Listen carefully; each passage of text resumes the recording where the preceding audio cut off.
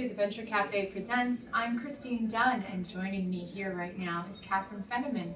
She's the Executive Director of Tutoring Plus, based here in Cambridge, Massachusetts. Thank you for joining me here. Thank you so much for having me. So Kathryn, tell us about Tutoring Plus, what the goal is, and about how many people you serve right now through your organization. Sure, so Tutoring Plus is a local nonprofit. We've been in the neighborhood since 1964. We provide free tutoring, mentoring, and enrichment programs to students in grades 4 through 12. And in this current year, we're serving over 200 students. Wow, and are they all based in Cambridge, or do they come from outside of the city as well? All of our students either live in or attend school in Cambridge, because with the charter schools, it can be crossing borders a little bit.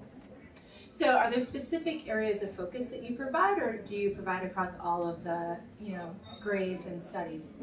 So in our one-on-one programs, it's really across the board, especially at the younger grade levels. So 4th and 5th graders, it's whatever homework they come in with on a given day. At the high school level, it tends to start getting a little more subject specific. So if someone needs a little extra help with physics or trigonometry or something like that, then we make sure to find a tutor matched in those subjects. And then in addition to our one-on-one programs, we also have enrichment programs, and those are subject specific, and so focus on science, engineering, math, coding, and literacy. How do you find your tutors? We are in such a great place for finding our tutors because we're based in Cambridge. We have this great mix of students and young professionals and entrepreneurs who are all looking to get more involved in their community. Do they tend to be volunteers? Yes, all of we have over 170 volunteers. Wow. Who commit to 1 hour, 1 evening every week with us throughout this school year. A vast majority, I would say, are in that young professional age range, so 24 to 35 tends to be kind of our sweet spot. But we also have high school students all the way up to retirees. Are you finding certain trends in kind of how students are learning, or maybe gaps in learning as you're kind of looking at the demand for your services? Yeah, so I think with how students are learning, of course there's a very large debate within the educational field right now about testing and the role of testing and the impact that that has on classroom, the approach to teaching within classrooms. And so sometimes we're seeing that there's a gap between relating what students are learning to real life and to how it can be applicable in their future. And so with our enrichment programs, that's really the focus of what we're trying to do is that, for example, with our math program, we relate a math concept, like say we're talking about decimal places and why it's important to have your decimal point in the right place.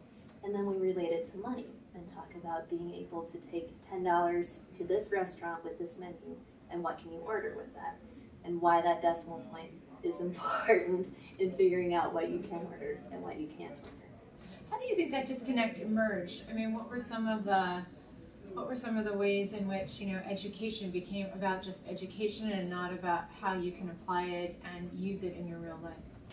I think teachers and administrators are put in a very tough place where a lot of times funding for a school and the status of a school is very much related to testing outcomes, and I think that has contributed to that sort of disconnect.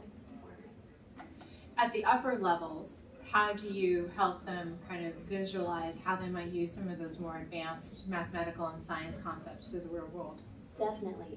So because our volunteers are coming from so many different backgrounds, we really try and draw on their strengths and what they're working on. So last spring, for example, we have a volunteer who works at Google. And so we were able to take some of our students on a tour over there. They were, of course, blown away by all the little nooks and crannies where people could sit and all the food and things like that. And then we also really made that connection between your math and your science classes. If you continue in that vein, you could possibly be working here someday. And with all of our enrichment programs, we do the same. So with our math program, we went on a tour of a bank to talk about how math can be a future career. And with our coding program, we went to the media lab, and I got to see a lot of the different projects that they're working on. With the students, do you tend to have repeat students year after year after year, or are there a lot of one-offs? We tend to have very good student retention. A lot of our students start with us in 4th grade and they're with us all the way through high school. We have a very strong cohort right now who are actually in their 1st year of college and they're still in touch with us. A lot of them came back over the break when they were home to stop in and say hi and let us know how things are going. It sounds like it's a real community. It's not just a place for tutoring. Definitely. We always have an open door, and students will drop in after school just to say hi, to tell us about their day, to talk through maybe an issue that they're having with their friend or different things like that. Yes, all of our students are always welcome to come. How do you get your funding? So we are largely funded by grants. We get some corporate donations and then individual donations. And is there kind of a mix that you try to balance it? What's the general balance? Yeah, so that's definitely been one of our challenges. All of our programs are offered free of charge. We very strongly believe that all students should have equal opportunity and access to education. And so because our programs are free, and we do have to rely very heavily on grants and donations. And so it is a balancing act. We're trying to move away a bit from our grant funding to not have an over-reliance on it and making sure that we're cultivating some more of our individual donors. Are there certain events that you run as well in order to help with that effort? We do. So we have an annual fundraising event every February. It's coming up on February 25th. We'll be over at the Broad Institute and we'll be having a tropical party. That's perfect for Boston. It is, yeah. Last year it worked out perfectly because with all the snowstorms, people were ready to think about being somewhere warm. Oh, I can only imagine. But we're really looking forward to February 25th.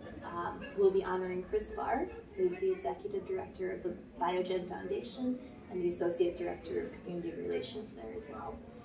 And we'll be honoring him as our children's champion for all of the work that he and Biogen do to really support STEM education and all the youth in our community. Wonderful. Well, I hope you enjoy and that it's a very successful event. Thank you, and thank you so much for having me. For the Venture Café Presents, I'm Christine Dunn.